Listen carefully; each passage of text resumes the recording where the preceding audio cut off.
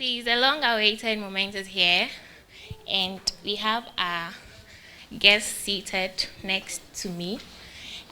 Without much ado, I would want to briefly introduce them. To my right is Mr. Kwaku Asare Bediako. So he had his undergrad education with the Central University College, where he studied business administration, and he proceeded to this prestigious institute and was a manager and L&D leader at UT Bank. From there, he went to L&D means Learning and Development Leader at GT Bank. From there, he proceeded to be L&D manager at the Ghana Commercial Bank.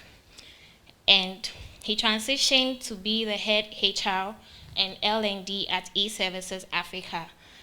Can you put our hands together for him?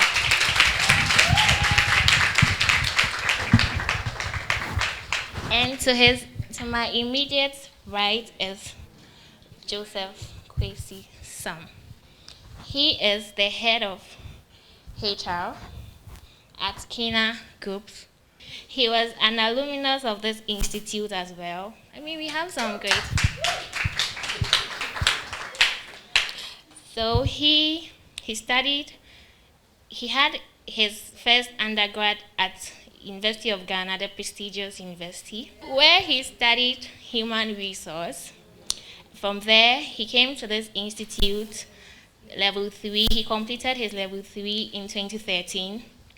He completed his level 4 in 2017. He has an MBA in HR from the University of Cape Coast. He holds a certification of ADR from paralegal study. He's into HR for the past 9 years, so we could call him an HR enthusiast. So he was with TV3, the HR department, for 5 years, and he transitioned into oil and gas industry, still HR role. From there, he moved into the hospitality industry, and is currently in the manufacturing industry, Kina Group, as the group head human resource. Let's put our hands together for him.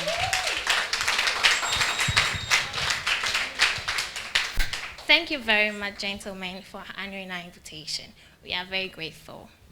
So please, to start the conversation, or to start the reason for which we are here, I would plead with Mr. Kwaku to give us a brief introduction about himself. Thank you. Am I audible enough? Yes. Okay, so it's a delight, it's an honor here today to share insights, to have interactions with you about the HR practice. I'm sure you've all signed up to be with the Institute to learn best practice, and not just to get the paper certification that you are HR practitioners. So I'm delighted to connect with you all. Sharing just a little bit about myself, I'll say that it's been a very interesting journey for me.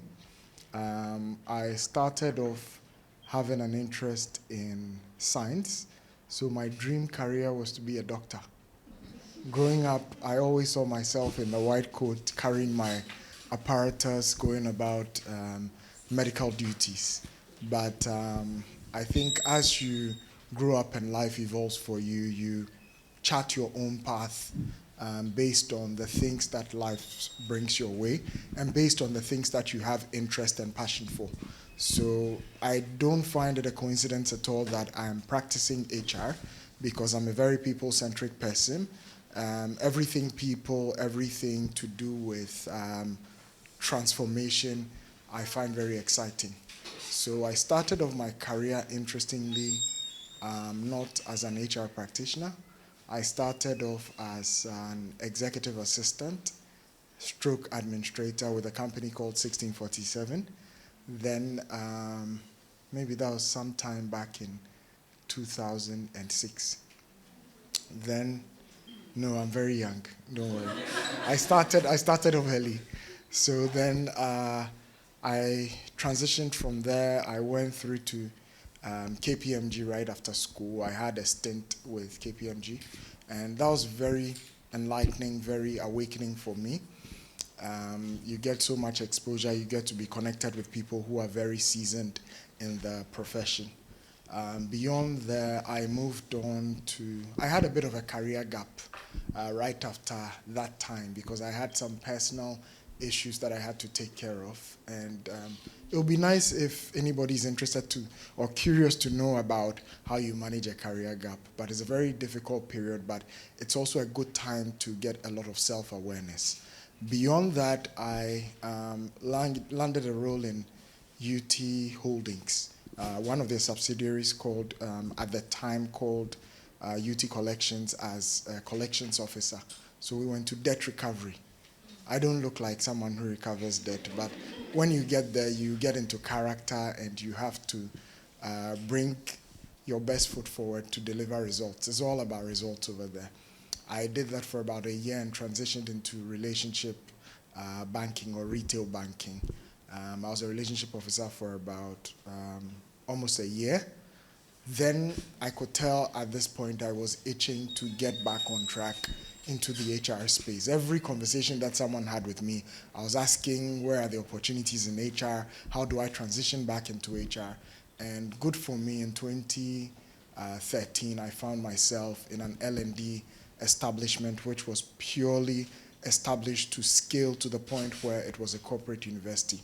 So it was hived off the core HR function and it was operating in autonomy. This was very good exposure for me because we didn't work purely as training professionals or L&D professionals. We got exposure almost as business partners. We got to partner with the business leaders who were actively involved in strategic HRM. So this was the beginning and the blossoming part of my career. And it almost felt as if I was in that space for 20 years. But I was there for just about, I think, 5 or 6 years.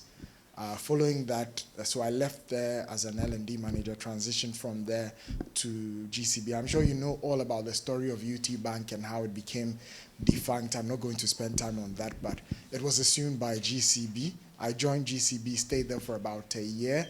We had the opportunity to contribute to so many projects and so many designs in terms of transforming their learning and development function. And following that, I had the opportunity to join eServices Africa. It's a BPO, business process outsourcing company. So such organizations basically do the heavy lifting for other organizations with roles that are not core, functions that are not core to the operation, like customer engagement, telesales, other related services. So, and we also had some IT services in there as well. And this one, it was TikTok, because while you're asleep, people are working in the contact center. And so I always used to tell them that while we are sleeping, the problems are being manufactured for the morning. You wake up and come and fix what has been created while you're asleep. It was very eye-opening for me. It was challenging because I was straddling.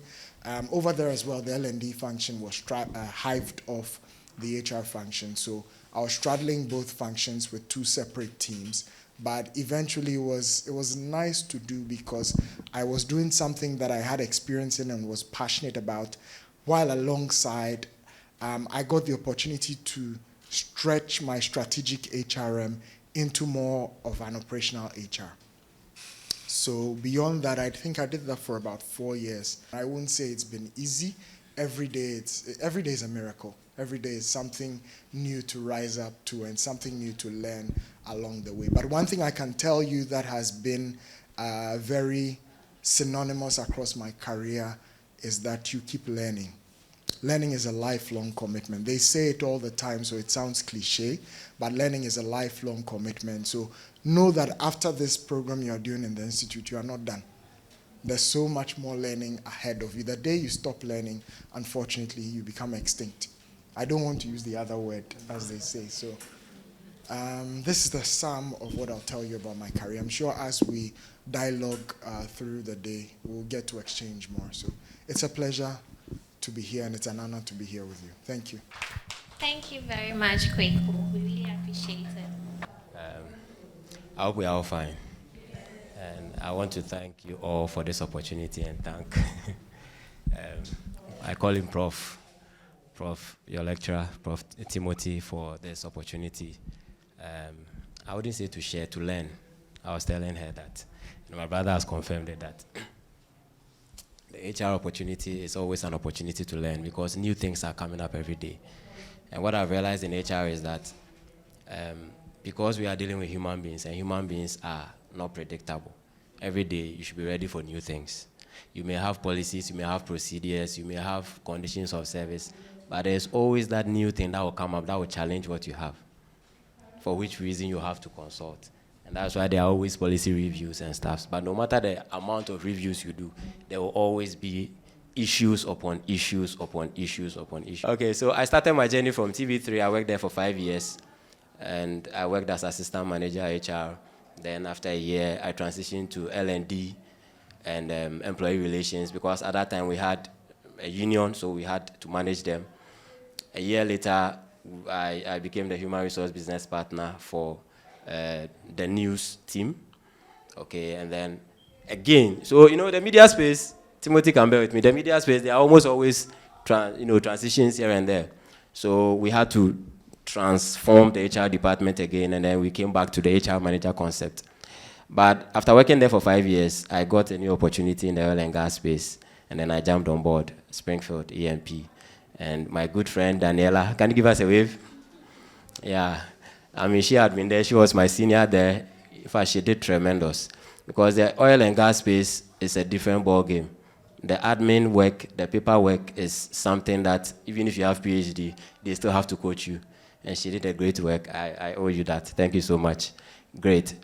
I got an opportunity just after 1 year in the hospitality space. And I said, why not? Let me try it out. So I jumped on board Group Sebastian. You may not be familiar with Group Sebastian, but when I mention Sandbox Beach Club, you know. You know it. Yeah, so it's a group. It's a group. So Red Chili, Sandbox, Madame Butterfly, Catering Collective, hospitality. I worked there for another 1 year. And then I came to the Kina Group. So Kina Group is the holding for Kina Pharma. I'm sure you've heard it, Akuma APC. And then also, yes, and Magacid. And then also Healthy Life Beverages. We produce Happy Delight for your children. I'm sure your children drink Happy Delight. So that's the little I can say about me. Thank you.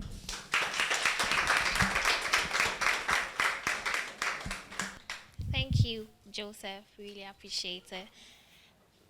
Shortly, we shall invite our lecturer, Timothy, to come and give us a brief. Let's put our hands together for him. Gentlemen, what can I say? Thank you very much. Class, I believe today is a great day.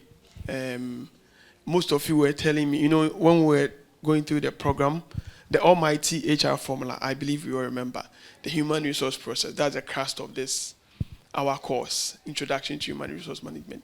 So we've done the human resource cycle, and we've studied that it begins with corporate objectives, that organizations must set corporate objectives.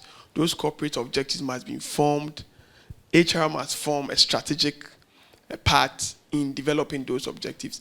Now, when those objectives are developed based on what the organization wants to achieve at every point in time, you get into staffing. And so HR leads the staffing process that is linked to the corporate objectives so that you make sure that you're hiring people who are coming in to help achieve those objectives. We said that includes orientation and all those processes. We've studied all those, how to attract talent, recruitment, shortlisting. We've done all that. Then we said after the people come in, you have to make sure that you train them to make sure they are able to achieve what you want them to achieve. Like Mr. Joe said, when he went to some company, even though he was experienced, he had to be tutored through the process. He had to learn the ropes. And so we've learned how to conduct training at the basic level, because we know that in level 2, we would expand on the knowledge. So how to do training, why training is important, and the fact that it's not just training and going to drink the tea, but the processes of training, transfer of learning, most importantly, we've studied all those ones. And then we've said after the people have been trained, so corporate objectives, staffing, they've been trained. Now, how do we utilize them? the fact that the human resource is like a tap, and that it's enormous with potential, and until you tap into that potential, you will not be able to get the best of the people to achieve that number one corporate objective that we talked about. So utilization. How do you go about employee utilization, performance management? We've talked about all that. And after all that is said and done, reward management, because at the end of the day, if I work so hard and I do all this, we meet the target, what is in for me? So we've studied all those processes. But then my students and my friends were asking, okay, so how do we do this in this industry? Just this afternoon, somebody told me, oh, the experts you brought, they are all private sector. Or please, next time, bring someone from also public sector, because our processes are different. So this is what I've been hearing every time when I stand before class. They ask, okay, you've talked about this. How do we do it? It's different here. And I'm happy that today we have, between the two gentlemen, when you look at their profile, there's some banking in there, there's some manufacturing in there, factory in there, there's some service industry, customer service. There's outsourcing, because I think Mr. Kwaku has worked in e-services that outsources customer service professionals to companies. There's hospitality in there, so restaurants, tourism. We talked about tourism industry the other time. And then there's pharmaceutical also. And then there's media. There's almost every industry, every important industry that you may find yourself in one day, they are here. So the opportunity is now for us to ask them all what we've studied. How do they do it where they are or where they were, or how different is it from this to this? That is, I think, why we are here. So thank you very much. And I believe that they are experienced and they will do justice to this. And I'm also proud, like I say every day, the experts here were my mates in this school. And I've always been saying that if you are in the CIHRM, you are at the best place. These gentlemen went through this school and they are here today. So let's just give them the attention and let's ask all the questions. So please, let us take advantage of this opportunity and let's make the best of it. And let's network, let's get the right information, and let's make it the best. Thank you very much. Thank you, Timothy. Thank you very much. So, Mr. Kwesi, my colleagues and myself, we are very eager and interested to know how you practice the HR at your current workplace. So please, do you mind sharing with us your story? So in terms of the HR practice, I think Kwesi rightfully said it. It's a very, am I allowed to sit? Yes. Okay. It's a very dynamic space. It's like what they say about law. There's the letter and there's the spirit. So in HR practice, you're dealing with warm bodies. You're dealing with human beings. You can't just take everything hook, line, sinker and just apply it. It's not a formula. You have to be discerning. You have to be analytical. You have to question things. You have to sit down with people, assess situations on a case-by-case basis. And you realize that in doing one thing, you might be interpreted to be partial or biased. So you have to always make sure that you're still going back to your policy to make sure that even if this case is being treated differently, there's a merit or a basis for why you are not going according to the same principles you applied in the previous case. I like the example that you shared because we have very interesting things that we experience day in, day out. Sorry to say, but sometimes people can be very dishonest. So the practice is one that I tell people is a calling. You have to be called to do it because people issues can actually have you coming to work with one brown shoe, one black shoe. You come to work very confused and you be talking, you be all over the place. So you have to be very focused. You have to be a resilient person and you have to be very mindful in your dealings with people. They'll come back to quote you that you were the one who said this, so it's based on. So one thing that I learned very early in my HR practice was document everything. If you attend a meeting and there's an agreement, there's an arrangement for something, right when you return to your desk, you send an email, appreciation for XYZ. I also like to reiterate the things that we agreed on. If there's anything that I haven't stated rightly, kindly put it across. Then that becomes reference point because otherwise your word of mouth is as good as the air. It will blow away and tomorrow it's another story altogether. So it's a practice where you have to apply yourself, head, heart, hands, entirely. And forget about the titles. Titles are just meant to enable or give you some threshold to apply certain authorities or limits to things. Titles are as good as today. At some point, they will expire. Some time is coming where you not be an HR manager again, or you not be a head HR and an HR director somewhere. They are just titles to get the job done. So always just stay focused. Don't get puffed up. They'll be giving you funds. Charlie, he's the HR manager. HR manager, Nabano. Don't get carried away. It's just you are there to serve the people. So as humbly as you can, but as firmly as you can. Another thing I'll say just before I drop the mic is HR is not, how do you say it? It's a practice in which you have to be firm with the people. If you're not careful, people will bully you. You are not in to be Mr. Nice Guy, Miss Goody Two Shoes, and everybody say, "Oh, I'm nice. So yeah, HR need your oba floor nisuni obia because I knew one now about the answer." You are not there to be a company clown. You are there to execute an assignment. You have to have a connection with your people. You have to know that employee engagement is part of the things on your agenda. So you have to be there for the people. You have to connect with the people. The people have to trust you to be able to come with you. You are going to deal with complex issues on a daily basis. You'll be there and someone is coming to tell you about what's happening in their marriage and how it's affecting them at work and how their husband is not performing. And so your mind go bust. You hear all kinds of things. People are bringing their financial issues to you. You are more than a therapist. But you shouldn't lose yourself at the same time. So it's a balance. It's a balancing act. You should always make sure that you are meeting people at the right point and delivering value. And at the end of the day, you are not just only in for the people. You are in also where you wear another cap, where you're supposed to be a strategic partner to the leadership of the business. So unfortunately, in executing that role, you are usually in the middle of the highway, so you get run over. The people are accusing you, you are for the company, and the company is saying every day you are coming defending the people. Yeah, you have to wear all those multiple hats, but it's with the professionalism that you executed that people will eventually respect you and you have your credibility. All right. Thank you. Thank you, Kwaku. So documentation is very important in the practice. You have to be firm to avoid being bullied in this practice. Thank you very much. So Joseph, please, the same question is thrown at you. Thank you. Okay, so the question was, I wanted to find out how you practice or how you are practicing the HR at your current workplace. That has shared.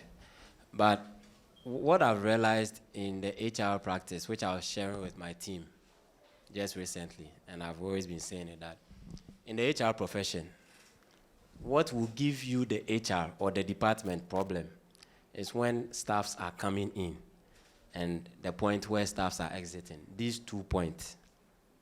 When they are within, so it's just like when you are a flight, when they are training to be a pilot. I've learned. The one who told me is wrong. Me too, I'm wrong. That when an aircraft is taking off, that's the most difficult part, and when they are landing. So at the point when you recruit your staff, all the processes, right from the interviewing, right from the referencing, right, the police report, the medical report, that is the point that can give the department problem. Staffs coming in. If you joke with it, it can jeopardize the whole department. Exit. When I'm happy you mentioned the leave. Sometimes your staffs know that they are about to leave. Then they will do, oh, please give me sick leave and stuff like that. For me, when staffs want to leave and they come to the office, I can read it. Just when I look at the look on the eye, I see the look, I said, you want to resign. You come, bring the resignation letter. Exit. When people are leaving the company, we have an exit strategy. There's an exit procedure that you go through. And these 2 points, I don't play with it at all. When you see me fighting with my team, it's because of these 2 points, entry and exit. So entry and exit are the most crucial stages in the HR practice. So I would want to ask my colleagues if they have any questions. Please, I will take 3 questions at a time. Thank you. What has been the most rewarding and the most difficult aspect of your job as HR practitioner? Okay, so thank you so much for what you have said so far. I would like to ask, some of us here, we are not in the HR practice. We are not HR professionals. We are not in HR departments. And some of us are looking to switching jobs. As a person in this institution, and you are thinking of entering into the HR profession, can you touch on some key things that we need to know and some skills that we need to develop so that when we go for interviews to be HR assistants and all that, things that we have to look, questions that we have to look out for, and how to answer some of those questions? Thank you. Anyway, my name is Pearl.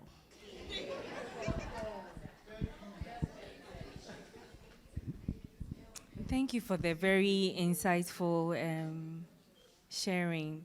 So I want to know, how would you, it goes to both of you, please, how would you define success in this role? What are the things to look out for to be successful to practice as an HR practitioner? Thank you. So please, 3 questions at a time. So let them answer these first set. Thank you. So the first question was, what is the most difficult and challenging part of your job as HR practitioners? Let me start with the challenges first. Okay. So HR is full of challenges, but there are rewards along the line. One of the most, even yesterday I was sharing with some people that till today, I have people who don't talk to me because of HR, because I'm HR. I mean, let's be very practical. HR, you get a conflict of interest between management, and as he said, we are referees. So sometimes you have to follow, you have to stand for your employees. Sometimes you have to fight for management. Sometimes you don't know who to fight for, you are in between. Like, you don't know who to fight for. You are just in between. So that, for me, has been a very challenging aspect. The rewarding aspect. When I was in the media space, every year I was getting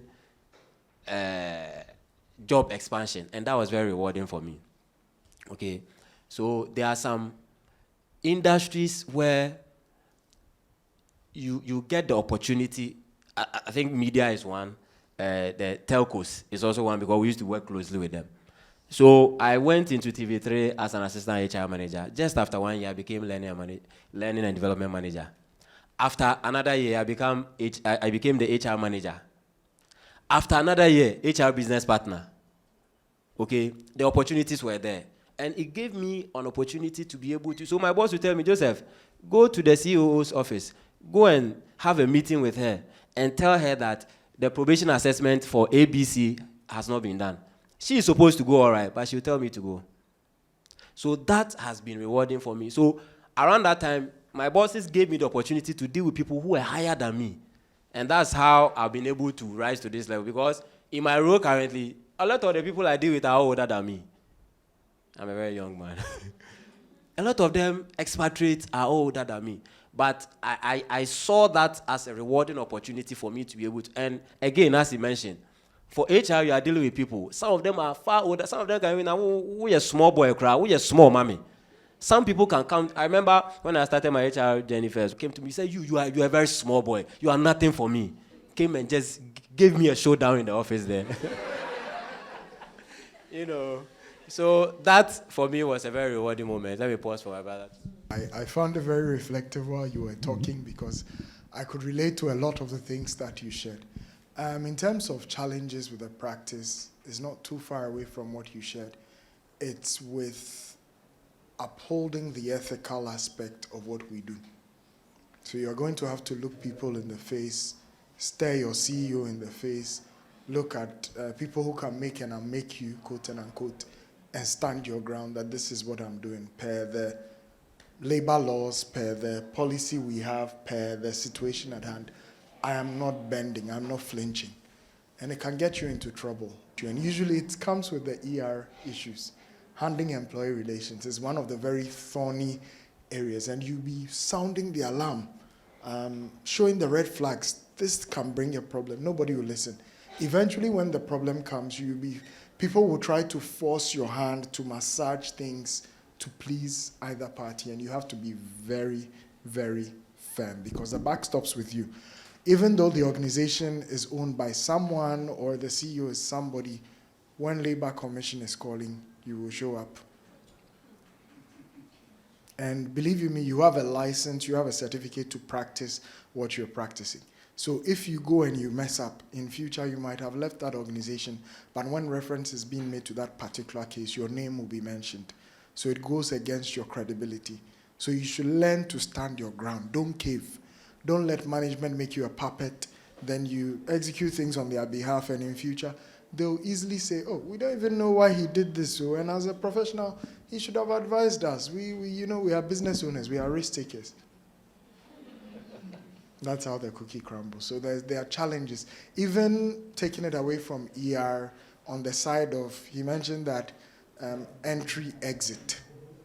Even those points, you get issues coming up. You have to allow the process to work. So one thing that you should do as a practitioner is always to make sure that you streamline processes in your organization and back it up with policies, back it up with procedure manuals, back it up with SOPs, everything, so that to a large degree the practice moves away from human interference and it's all objective. It reduces the level of subjectivity and it's no longer about you and I. Someone is getting this thing because it's purely based on merit. So I would say those are some of the difficult aspects. In terms of the day-to-day, I would say that people coming to rob your time. In this practice, there are a lot of time robbers. So while you are busy today, you come in with your agenda of things to execute. By midday, you haven't touched it because people will keep storming at you. People will keep ambushing you. I have an issue and I have to see you. And you are the doctor, and everybody's coming. Somebody wants injection, and someone wants surgery. You have to perform it all, because sometimes you not give that issue attention, and you say, let's look at it later, and it will blow up into something. And say, man, but I came and you said you were busy. HR, they're always busy. They don't have time for us. So you need to try and balance it. Sometimes it's after 5 p.m. that you have the soundness and the space to actually get your work done. But believe you me, you are the custodian of work-life balance, and you're the one telling people, don't give all your time to the business. Make sure that you also make ample time for your family, for your personal development. So it's a very tough space to be in. I know the people who think they are the technocrats and the experts, they always want you to feel like HR is a soft core business, and it's the accountants, and it's the technical aspects, and the marketing, and the commercial stuff that are key. HR, you are a support function. I stopped referring to as HR as a support function. I prefer to call it an enabling function or a corporate function, because we contribute at a very strategic level and also at all the operational levels. Believe you me, when any issue that comes, they remember there is HR. They come to you. So it's no joke. It's not small boys business. Yeah. In terms of the rewards, put perks aside. The perks, they'll come. People feel the perks are everything. They'll bring the invitation. Then HR, you are the ones you should attend this award ceremony, and you should go on this travel for this. Those are other perks. They are worth enjoying. Enjoy it because you've earned it. But the actual rewarding aspects of the practice have to do with, for me, being a gatekeeper to the world of work.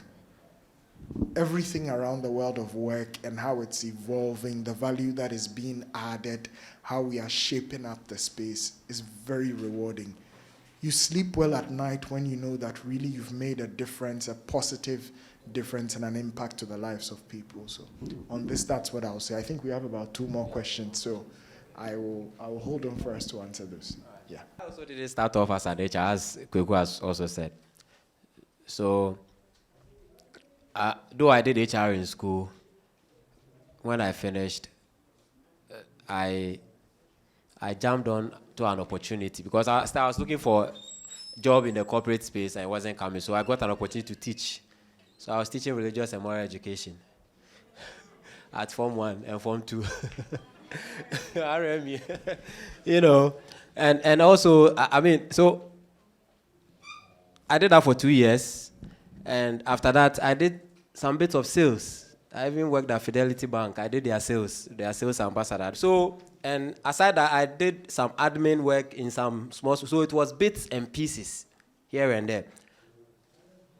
I finished school. It was after 6 years that I landed my first HR job. And that was, I would say that was eye-opening because I learned that going to the university to study a course doesn't bind you only to that course. And that's the problem I have these days with some of the young people, not you, you are senior people. The young ones, the young ones, those who have finished university doing national service. Even national service placement, they want to be placed in a specific, I did admin, HR, I must be in the HR department. We have people who did mechanical and electrical, and we have put you in front of a machine. You say you don't want it. You want to go to maintenance. Did you not go to school to study about machines? Is this not a machine? No, I don't want to study. You know, so it was after 6 years. Now, what helped me, I think he mentioned, had to do with connection at that time. And when we talk of connection, one of the key people whom I was glad to get connected to here in the institute is Amma, and we have to give her the credit. Yeah. I mean, she was very, very instrumental when we were doing the course, and even also very instrumental when I was doing my level 4. Because technically I didn't qualify at that point, but she helped me to, get the experience, because there's some experience level you need to get. But when I came into the institute, I realized that the institute was full of seniors, like people in industry, tallow oil, tallow oil at that time, Mr. Leonard. He was teaching us at that time, tallow, George, all the Ghana Immigration Service, SNIT. I said, wow, this is an opportunity. I networked at that time. I built my network. Okay. At that time, I was job searching. Though I was doing something small on the side, I wanted to go into HR. So what really helped me at that time was the network. So one of the key skills as HRs is your ability to network. Sometimes I say that when people are going for interviews, you see all of them, they are Bafais, and they are all sitting there, they are not talking to anybody. They are not even talking to themselves. So I go there, I say, what is the name of this person? I ask them, he said, I don't know. You are coming for the interview. Let's network.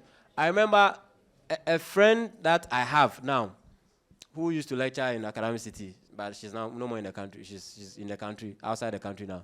I remember I developed a friendship when we went for some interview be somewhere, some oil and gas company be somewhere. And we developed that friendship. From that time, still we are talking. And we've been doing great stuff together in the HR space. So what has been helpful and practical for me has been the networks. And I'm sure people are here. Even your lecturer is a big man. He has a lot of links. And he has also been very instrumental in my life. Because at a point when I was looking for a job, he would tell me, Joe, there's this opportunity. Even today, he keeps on giving me job opportunities. Joe, there's this one, let's apply. Joe, there's this one, let's apply. And that's the power of network. So I believe that before you finish your level 3, you should be able to land on some strategic connection that will lead you to the next level. Question is, how would you define success in your career? Please, let's use 5 minutes. I think for me, success has mostly resonated with progression. It's with the evolving scope of the practice. So I always personally tell people, try and move around. Even if you're within one organization, don't stay in just one place, in one part. If you're in a space where the HR practice is elaborate, centers of expertise, we have the HRBP space, which is OE&C, we have the shared service space and rewards.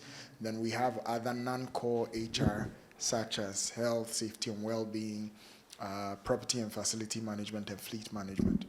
Try and move around a bit so that you gather more experience. This becomes leverage for you in future when you take up a leadership role, or you are in a transformative seat and you have the opportunity to bring some change. You understand what you're doing from multiple facets. So for me, I find that progression, that growth in the space as a very rewarding one. And tailing on to that, networking is also a very big reward that comes with practicing HR. Yeah. And just to add a few notes to your question, funny enough, I dreamt about your question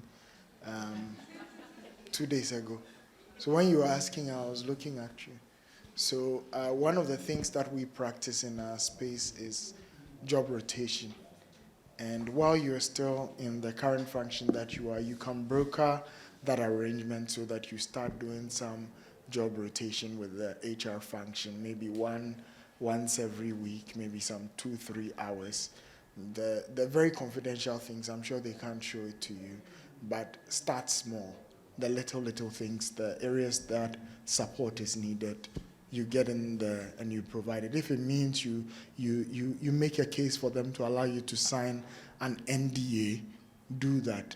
And also keep a very tight lip. Everything you see there, when you are leaving, wash your eyes, let it. And because the challenge that we have is there are people who come, get into the HR space and they can't keep their mouths shut. So everything say, hey! You go and blow the alarm, everybody you hear. You have to be measured. You have to be able to draw the line.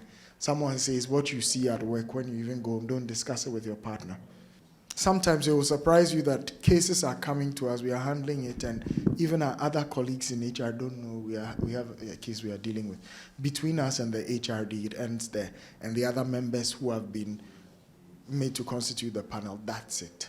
So try and get one foot into the space. Maybe you not take on an HR role in that organization per se, but take advantage of every opportunity you have. Pick a mentor in the space, even if it's outside of your organization. How many of you have mentors? Okay, everyone should have at least one mentor. You can have multiple mentors. So get a mentor, let them help you try to shape up yourself in a particular space and another, and you see the value it will add. Yeah. The rewards, if I go, the successes, if I want to talk about it, I'm a talkative. So I can go on and on. By 6 p.m., Tim will actually be sleeping in the back. So we can always pick it up on LinkedIn. I hope you are all on LinkedIn. Yes, and don't just be on LinkedIn like people are on Facebook just to go and smile and like things. Exert everything that comes with a package from there. Learn. Get familiar with industry best practice. Now, when you go out there, people are talking about D&I. I'm talking about D&I in its full and proper context. D&I is a big thing out there for HR. Environmental, health, safety, well-being is a very big space. Digitization, AI, bots. Please, there's so much that, and the content is so much out there. Make use of it. Don't just stick to the tunnel and the little part that you know and say, me HR, na I say, may be kakre bi na jamin pe me ho ase. Pe ho ase.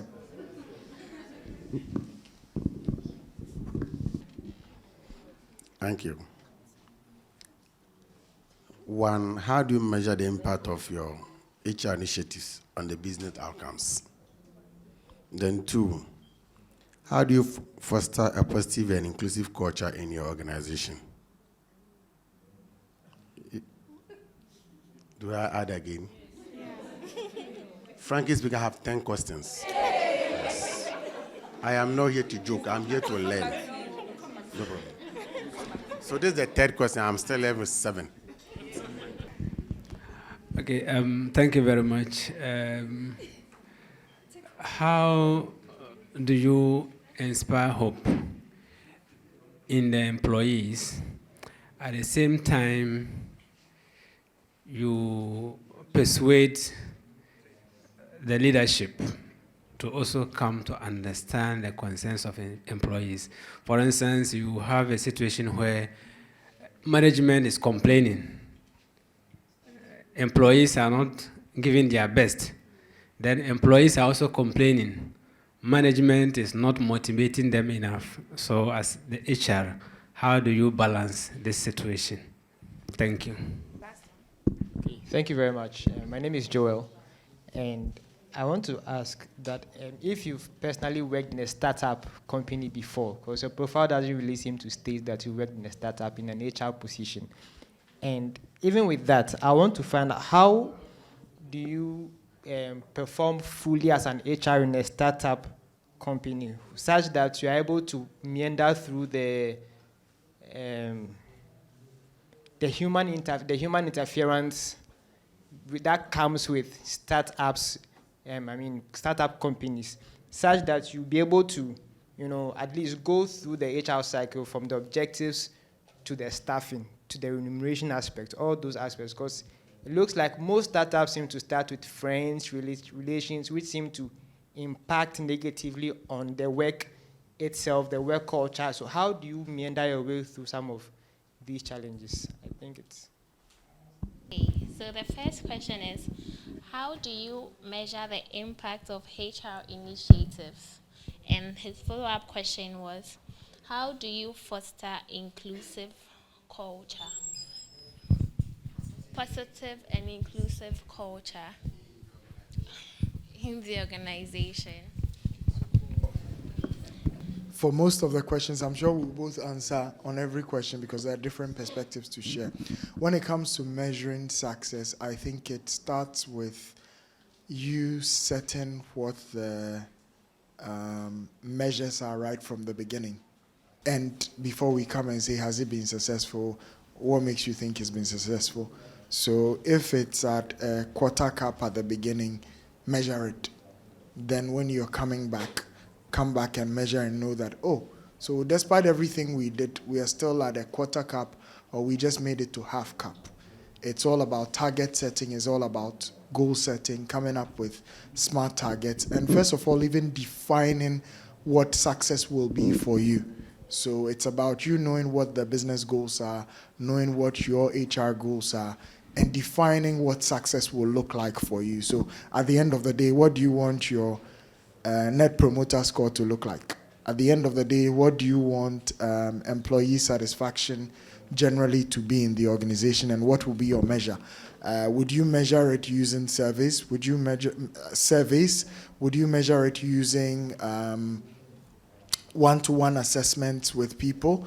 What are the things that will measure it for you? Is it based on individual or organizational performance? So once you define what will be success for you, because sometimes what we realize is that in the HR space, there are lots of interventions that we deploy which are qualitative in nature. So it makes measuring success become very difficult. It's about you placing exact measures and metrics to go with it. And now, fortunately, we're in a data-driven backed HR season, or do I say paradigm. So everything that we do, we have to define it with data, we have to put metrics to it, we have to come up with a way that we measure it right from the beginning. And it's not only at the end that you measure every step of the way, pre, during, and after. Thank you. The last question is, how do you meander your way through the human interference in startup to be able to carry out HR functions in the cycle, objective, staffing, and remuneration? Startup, if you say startup, you are not too clear. Is it you are starting up as or because a startup, it can be a big company which is also starting up. So at the beginning stage, it may not be too expedient to hire a full-time HR. You cannot pay him. Even the very established startups, like someone was starting an IT company, the person was very experienced, but he was also starting up. So that's why the startups, there are different types of startups. He was a rich guy, but he was starting up and he wanted an HR person, and his budget for that HR role, if you look at it, it's like, what's happening there? Okay. So at that, like, I can relate to what you are saying. Maybe boys, you have gathered and you want to. It may not be expedient to go and hire like a marketing manager. He will come and quote industry rate. HR manager, he will come and quote industry rate, forgetting that is how startups are. So at the initial stages, probably you may want to hire a consultant for a specific period. Come and do X, Y, Z for me. Maybe to set up your HR function. So let me give you one practical example so you can relate. I worked in the hospitality space where I worked. So it was a group of restaurants. They are set up about 2, but they were setting up 2 more. So what they did was that, and then they were also setting up the HR department from scratch. So I can say it's a startup. So what they did was that they had to bring in a consultant who helped to put all the structures in place. The consultant was not a staff. So he came to put all the structures in place. When he put all the structures in place and made sure that the systems were running, they started seeing money. Then they recruited an HR. You understand? Because if you go and say, oh, we are an IT company, let's get a marketing manager, let's get this. How much is your money? How much is your capital? It's different if you have a lot of investors, coming to invest. But if you are starting from, like, you may get, or you may even get, someone who is very experienced, who can direct you. Let's do A, let's do B. Someone can even do it for you on a pro bono basis. Okay? That, okay, let me do your staffing for you. Let me do your recruitment for you. Or just pay me fuel. You understand? But at the initial stages, it is not advisable that you are recruiting an HR person to come and manage your HR function. It's not sustainable within 2 or 3 years, because you have not been able to handle your overhead costs and other costs. So at the end of the day, you realize that, oh, HR, unfortunately, I will not be able to pay you. Let's go. So get a consultant. If it's marketing, get a marketing consultant. Hire him over a 2 or 3 months period. Let him do the work for you. Then when things are running and money is coming in, then you will be able to. So all the processes of HR that you talked about, the staffing and all those things, you can get one HR consultant who will come and do all those things for you at a very minimal rate, rather than go, because staffs come with cost. You are going to get an HR person. You are going to pay him SNIT, tier 1, tier 2, and all the benefits you have to pay him. Meanwhile, that money could have been channeled into doing something. I hope you get me. So at the initial stages, I wouldn't advise that you go and get a full-fledged. Hello. Yeah. Just to chip in a bit. So just in line with what he said, consultant key. Some of the processes might need to run, like your accounting, like some aspects of your HR, your payroll, etc. On those ones, you outsource. So there are businesses who are running that as part of their consultancy or business advisory or business services. Get one that is not high at the top, not the big known names, but someone who can give you good value. And I think at the heart of your question, you wanted to know how you eliminate certain practices which creep up on you and eventually set the tone for your culture. So I think it's in order when you bring in a consultant to probably help you map out your company culture, your values, your mission, your vision, put those in place, start to create some processes around the work you do and streamline processes so that even if it's your cousin who is playing X role in the organization, they are still working like they would in any other organization. Yeah. Thank you very much. Thank you. Please, you are taking the last set of questions. Okay. I would like to know what could be the causes of high rate of employee attrition, and what can you do as an attrition, and what can you do as HR to deal with some of those things. And then the second one is, what do you do if your employees do not trust the HR? And what do you do to change that narrative? Okay. Currently, my company is facing a problem. So, we are in economic crisis now. So people who apply abroad, they are aware that they were given up acceptance letter. Instead of them resigning, people would rather vacate their post because they say when you are resigning, you have to give 1 month's notice. They would rather vacate their post than resigning. That's one. Two, when you are applying for a new, maybe there is a vacancy, right? You see requirement, they will write HR software. So which software are they talking about? Because maybe the software we use at our place is different from other softwares. So which software and how can I handle this problem? Thank you. Please, my question is with the appraisal system. So if you set targets with the employee, and then the employee is not able to meet their targets, and the excuse is unavailability of resources, how are you going to rate them, or how do you go about rating them? Hi, Joseph. Hi, Kwaku. So my question is on training. So I want to find out how you prioritize training in your company, and also can you run us through the training processes in your company? That's if you have one. Okay, so we are running behind time, so I would plead with our guests to please be brief with the following questions. So the first question is the cause of high employee attrition in inclusion, positive and inclusive culture. Thank you. Okay, so zoning in straight, hello class, zoning straight into inclusivity or inclusion. You remember I spoke about the fact that diversity and inclusion is one of the key things that areas that I've been exposed to. You have to be very deliberate. You need to have a strategy around it. So for HR, one thing we are known for is designing our strategy, having a roadmap around it, coming up with initiatives that will make that agenda that you're pursuing materialize. So when it comes to having an inclusive culture, you always want to define what inclusion looks like for you, what you want inclusion to be. Are you looking at it from, we say inclusion is diversity in action. So diversity is what makes all of us different and unique in the way we are, and inclusion is making sure that everyone feels that sense of belonging. And that in itself creates a positive and a work environment that has everyone feeling a part of.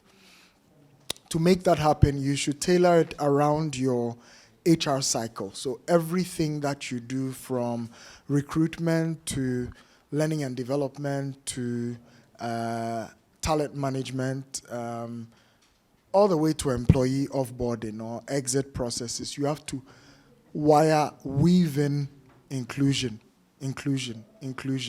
If it is creating network groups that spotlight the particular target groups that you are talking about in terms of diversity, are you focusing on persons with disability?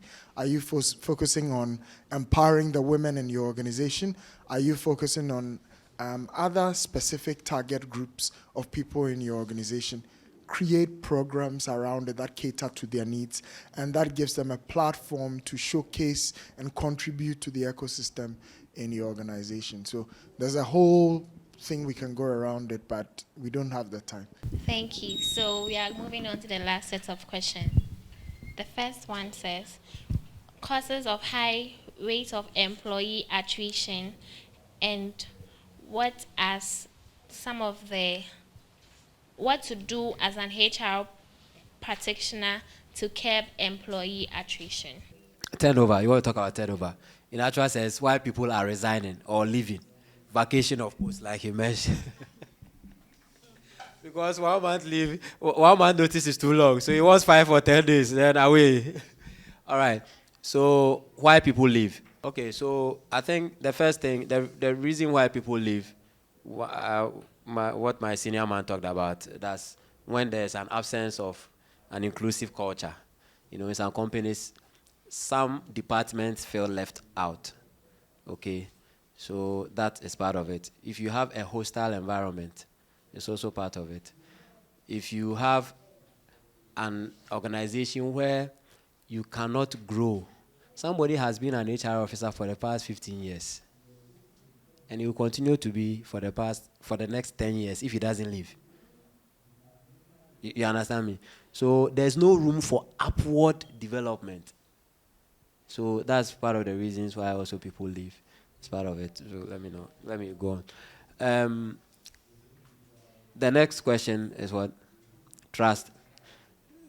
And that is one of the challenges of HR. You see, sometimes I begin to ask,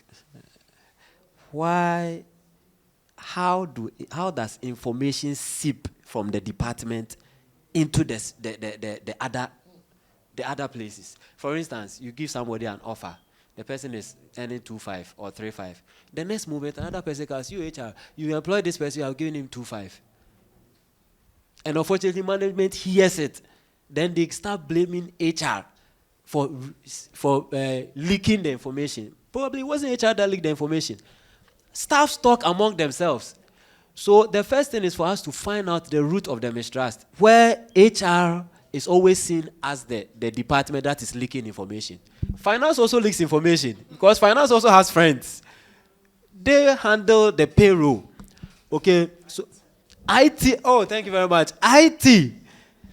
You see, so let's find out where the source of the mistrust is coming from. If it is coming from the HR department, then you need to have he talked about CND, but well, that one there's just a paper people sign. But it has to do with the attitude. Give a strict warning to the HR team. Then again, if you realize it's not HR, but it's the other department, also talk about it. Also, if it is the staffs themselves, let them know that they are the reasons why these things are happening. You understand? There's always the need for you to bar or shield HR because HR is in a position always to be kept under the bus. Sometimes you fight and you realize that it is not fighting. Okay? Yes, so you should be able to identify the source where all those mistrust, is the mistrust coming because people feel they are unsafe when you give them your information. I hope you are getting me. Find out the source, the root of the thing, and deal with it. That's how I think that we'll be able to deal with that source of mistrust.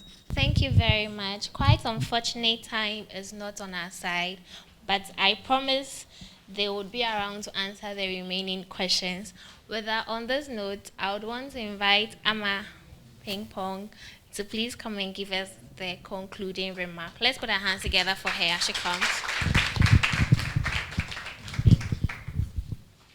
Well, I think this has been a very insightful seminar that we've had. And I'm sure you've learned a lot of things in it. So I actually had a question that I wanted to ask them. But I think they answered it whilst they answered other questions. And the question I had wanted to ask was, has CIHRM had any impact in their careers as HR? So I'm sure you've heard what CIHRM has done for them. But one thing that I find interesting and one thing that I always like to harp on is the networking. The networking, the networking, the networking. Sometimes as HR, you find yourself in an environment, it really doesn't matter what you do. You are not God. You cannot change everything, you know, and sometimes you just have to move on. So the question is, what plan do you have when you come to that time to move on? You want to grow in your career. You don't want to stay in one place and become so stale. So once you enter into an organization, I believe you should also start thinking about your exit plan. You may stay in one organization for 5 years, another organization for 10 years, but it doesn't mean you mustn't have an exit plan. I have learned that when you step into an organization, you actually start thinking about what your retirement life is going to be like. Sometimes we enter into the workforce and we don't think about that. We are just thinking about the monies that we are receiving now. But a time is coming when you cannot work. And all the toil that you have done should be able to cushion you through retirement. So that's something that you should seriously be thinking about. And there are a lot of things that we can talk about in terms of HR. But I'm very, very happy that Tim actually took this initiative to put up this seminar. This is actually the first time that we've done something like this for the students. And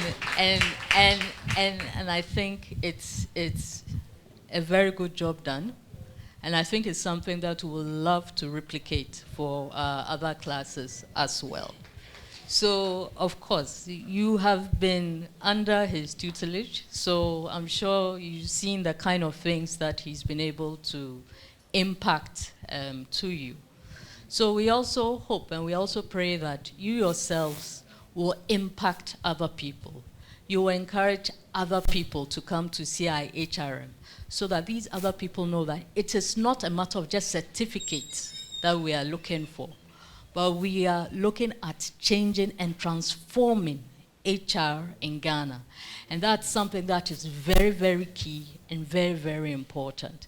So at this juncture, I would like to say thank you to Joe and also to Kwaku. And frankly speaking, when they entered the institute, I never thought that they would come back to come and also share their knowledge. I was in there doing my small job. I didn't know that I had an impact on people's lives at all. And it's the same with you. Wherever you go, you're going to have an impact on people's lives. And as much as possible, be a positive impact on other people's lives. So I would like to just say thank you, and I'm very, very pleased and very, very happy for this seminar that we've had. So Timothy, thank you very much. Thank you. Thank you, Amma. Very insightful speech. Thank you so much. So please, it's often said that when you invite people to your house, you must not let them go empty-handed. So my colleagues and I have put together a special package for both of you. So I would call on Timothy and Amma to help with the presentation. Let's put our hands together for them. Thank you for such an insightful and impactful session. I have enjoyed having such a great lecture from you. I've really learned a lot and believe this will take me along into the future. God bless you. I have here, thank you, Joseph, for this insightful discussion. It was really impactful. I have here, Kwaku, this experience was definitely exciting and impactful, and your presence made it possible. Thank you. I think we can take some from there. Okay, so this one reads, the resource person shared their experiences with the class, and I learned a lot from them. I learned that as an HR person, you should be firm, although you are supposed to be the middleman between management and the staff. Thank you for sharing your valuable insights and expertise with us today. You have given us perspective which will definitely contribute to our understanding of the field. We appreciate your time and willingness to share with us. God bless you all. We are grateful to you for your dedication in fostering the growth of aspiring HR practitioners like us. Thank you. Thank you so much, both of you.